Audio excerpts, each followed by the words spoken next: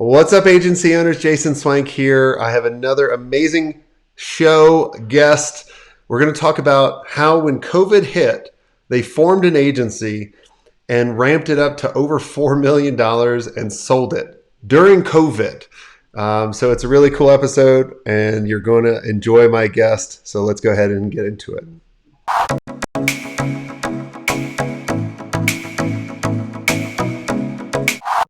Hey, Hollis, welcome to the show. Hey man, thanks for having me. Yeah, I'm excited to have you on. So, for the people that have not heard of you or met you at one of your cool events, tell us who you are and what do you guys do? Yeah, my name is Hollis Carter. Living in Boulder, Colorado, but originally from Georgia. When I kind of got my first start in internet marketing stuff when I was like early in college, and uh, built a couple online businesses, and luckily had one that did pretty well and sold that. And then I moved to Colorado and was doing the ski bum thing for a while, and was living in the mountains, and it was great, but I could only talk about skiing and snowboarding and mountain biking with people. So I'm now a front ranger living here in Boulder and enjoying it, and got back in the mix of things. Our main business is called the Baby Bathwater Institute. You've came out to one of our events that we had at Powder Mountain, and when I started my other businesses, events are the thing that I use to learn the most. Like, no one was really teaching relevant stuff in the late 90s, early 2000s of how to do it. I met most people at the bar in the lobby at a conference and got most of my nuggets. And so when we had some free time, me and my now business partner, who were LobbyCon buddies for like a decade, we just started hosting these events. And the whole idea was curating nice people who are in the grow and scale phase and were the actual founders of their business. And in a lot of different industries, so we could draw knowledge from different places, less of a kind of echo chamber mastermind of people doing the same thing, because there's a lot of value in those, but very linear. It's more of an organic, we meet peers, have fun, and draw things from other industries and stuff. But we got agency people, we've got guys who own hotels, we've got guys of e-com businesses. I guess I should say people, not guys, because we got plenty of girls too. We do it about 8 years, and I love it. Compared to the businesses I've done before, it's probably the dumbest business model because it's overhead intensive, time intensive, relationship intensive, but I actually like it. So we're doing it for years, and we'll probably do it for a very long time and really Very enjoy cool. it. And COVID hit you guys really hard because your whole thing is about live experiences and that kind of stuff, which are a lot of fun. And so tell us about because when we were talking a couple weeks ago, you were like, "Man, I couldn't do these live events," and that's really what the membership was for.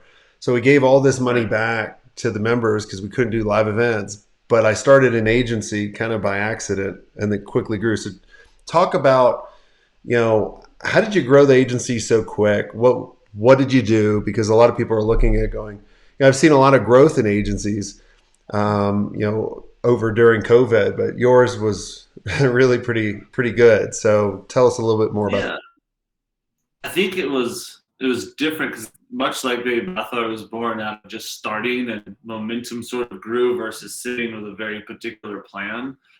This one, where Baby Bethel came less out of need, more out of want. This came out of a need, and so there.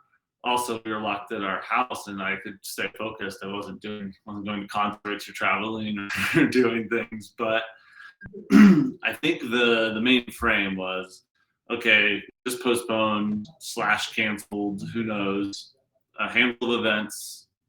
We basically lost about $2.5 million in that decision, which happened before people in the States even believed that this COVID thing was going to affect us, because our first event was in Italy. And so we saw it a little early. And we knew we didn't want to let people go. There was no PPP or EIDL stuff yet. And my partner Michael and I always knew we could always fall back on our marketing skills, which is kind of what got us to the place to even know what people wanted from a mastermind. And so our personal interest as we got older has been in the health and wellness sort of space. And we see lots of stuff that's crap, and we see lots of stuff that's good. And we happen to have a few people who have amazing products in Baby Bath Butter members, but they're product guys. They're not marketing people at all. And so we kind of went with the thesis of how do we enhance the people who are already our members' value and we can't do anything for them, but also don't run any risk of screwing up the relationship if we get in bed with them and do something different than what we already have a good relationship with. So, I mean, it basically started with 4 products. I knew we had people in the group who had platforms that love the products because they give them out at events and they love them, and I know they have a lot of traffic. And I knew these people had great products, didn't even know what I was talking about. I'm like, you should just set up this, campaign and get them on the podcast and set up an email and you could track it with affiliate links. And I saw like ooh, can you just do that for me kind of thing. So, I mean, it was actually super, super simple. We essentially, got a network license for Post Affiliate Pro, so that we could track all of the clicks and conversions and built it very slowly, not a lot of overhead. I think that was like maybe like $5,000 or something we spent to get everything set up and all the automations and tracking. We did have a really hard time finding someone to help us run that once it worked. We ended up finding the guy who made the tutorial videos for the original version of it and tracked him down. And that was our first hire because it was complicated in how he set up the commission structure. But the basics of it was we had people who had podcasts, email lists, and content sites. And we had people who had great products that had a unique hook. It couldn't just be like we did have a CBD, which is a crowded market with a bunch of people that all look the same, but this one had clinical trials and some studies, so I could go get functional medicine doctors to say something unique about it, and they could write a real piece of content. So really, we just took the friction out of the middle, which was it's hard for the product owners to focus on these things that are ancillary. They're not buying ads. They're not doing very diligent tasks that they can scale. These are like one-off promotions. And managing the people is hectic. Like if I had a brand, I wouldn't want to do the stuff we were doing because I know the costliness of managing all these relationships and getting it on the calendar and getting them the stuff they need. But in our unique situation, we had time, we had losing money. We wanted to serve the people who wanted to have back when events came back online. And so it just sort of made sense to keep calling them, chatting, and working it out, figuring it out. And so our deal basically we took, it varied, but I'd say an average about 10% of the revenue for 12 months of the customer. And we would do, a multi-tiered campaign where we'd, prep the person to get on a podcast and do an interview about the product that was very educational and content heavy, so it didn't just come out of the blue of this promotion. It was like eased into with good questions and content, and then usually an article, and then eventually kind of like an email with a special offer and a landing page just for that person. And like something I learned back in early internet marketing days, when one big person promotes, the rest come. So we usually just go for 1 or 2 people we had a good relationship at a big audience, and then their affiliates would see it happen, and we'd get a few more of those. But we didn't really, because it was so hands-on, mess around with people who couldn't send thousands and thousands and thousands of clicks and had an audience that already trusted them. So very boutique, very niche, but when they worked, very effective. I'd say the biggest bottleneck was calendars. You could lock in a deal and they might not have 3 months till they could do it. But, we hit a point where we were going to have to start hiring more people. We eventually had a tech guy, one administrative helper, and then just me and Michael kind of putting together. Then we hired someone to go start recruiting more promoters. And then we needed to start hiring writers and creative. At that point, we actually ended up selling the business so that we didn't have to, I guess, build an agency. The hard part of building an agency, managing the creatives, training it, we never really hit that point. Although it looks like we might go back to the trough and do it again. But I mean, really, it was about that simple. It was like performance-based, so we couldn't mess up relationships. And also, we didn't want anyone to ever tell us, hey, you have to do this for me. And it usually mostly came from the merchants with the products. They could be like, hey, where's the traffic? And I'm like, hey, we don't work for you. We're not on our retainer. But it's coming when it's coming, and we'll get paid when we only get paid when we make sales. So Yeah. that helped us not get stressed out. Yeah, I see a lot of people going to the performance route.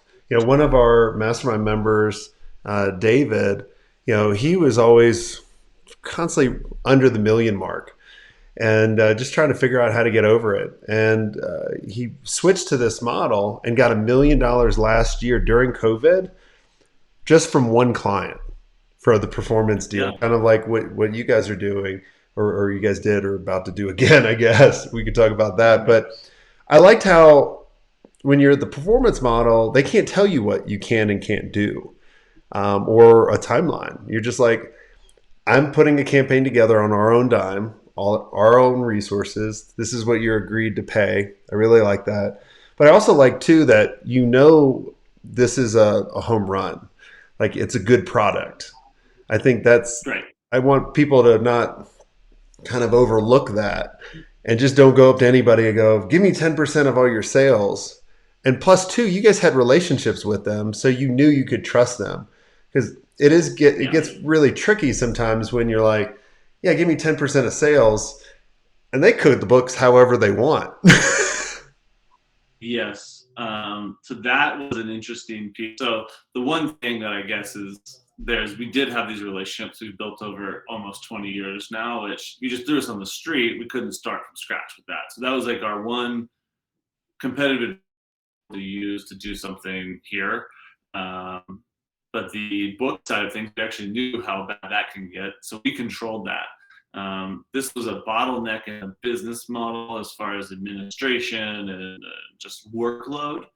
It kept everything clean, but we were starting to get super risky. So we invoiced the merchant for the payments that were owed to the affiliates. We did everything. So we essentially became a bank, taking the money, moving the money versus them paying out of their own affiliate program. Which started to get pretty hectic. If you get one late payment, we're trying to keep the relationships paying on time. We never ran into any issues, but you could see it coming as things got more complex.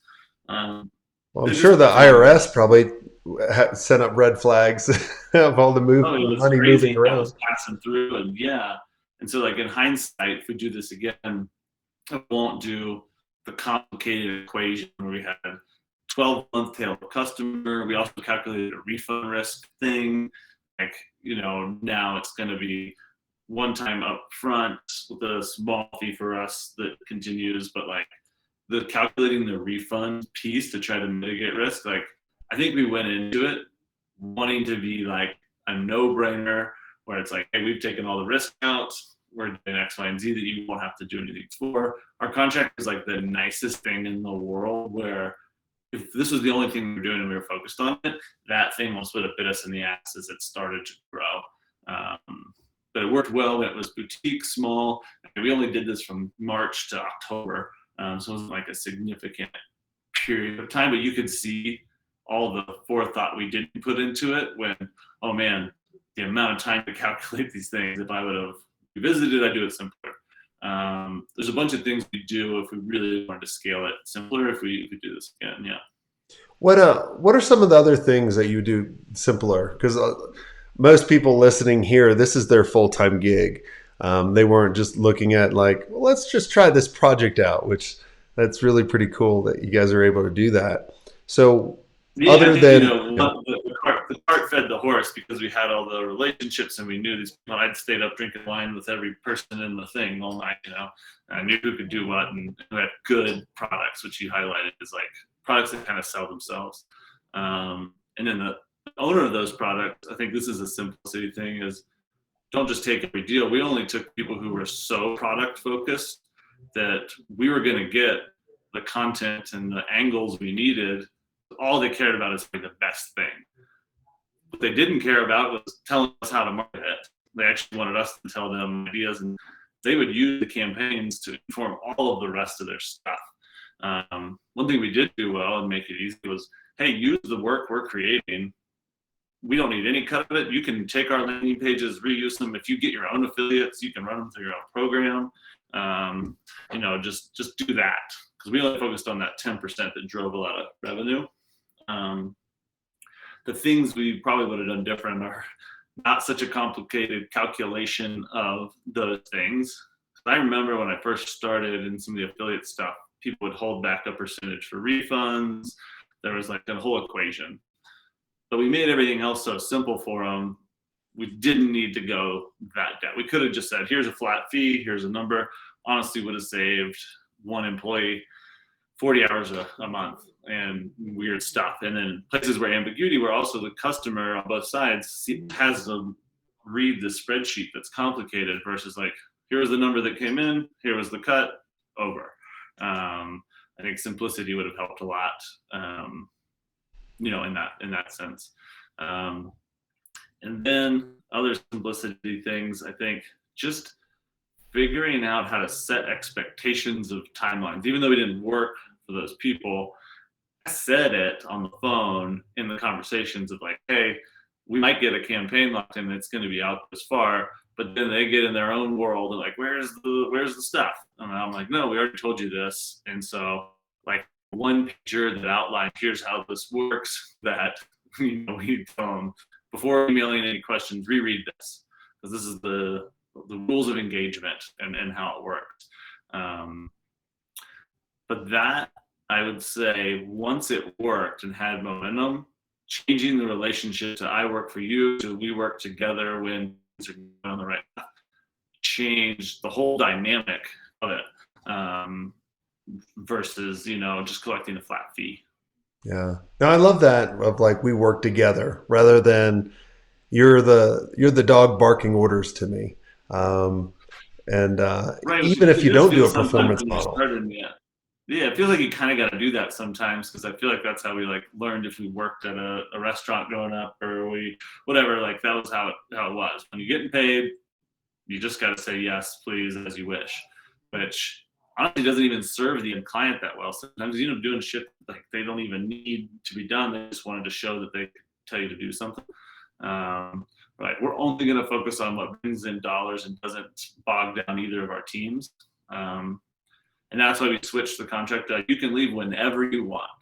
And the psychology there was great, because it was like, we're dating equally versus that, locked into some long retainer and some big setup fees and things like that. Obviously you have to have some results for that to be worth it, for the relationship to stay.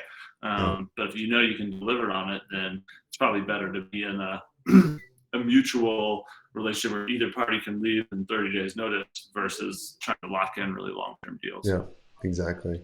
Well, awesome. Well, this is amazing, Hollis. Is there anything I didn't ask you that you think would benefit the audience listening in?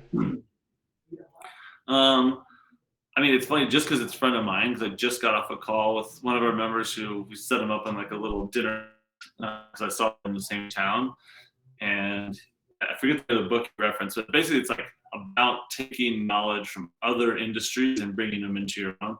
So what I saw was great is a lot of the product companies who were here, like some of them were in retail or in other things, they just didn't know how to pull stuff from other areas. There's always like these levers that you can pull from other industry practices that might not exist in the niche that your company that you're trying to market is in.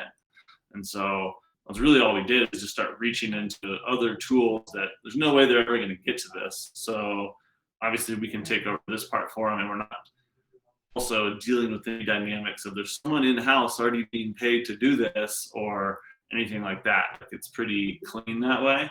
I think we just learned that from sitting at these events, hearing people like, we have some hiring stuff we've learned from guys in the hotel space, which I never would have thought to learn that until I sat and did that at one of these events or whatever. So I think never staying too blinders. Like, it's good to be focused and linear, but I think there's just so many cool nuggets in different industries that you can pull and bring in that we all just kind of forget to take a glance at. Yeah, awesome.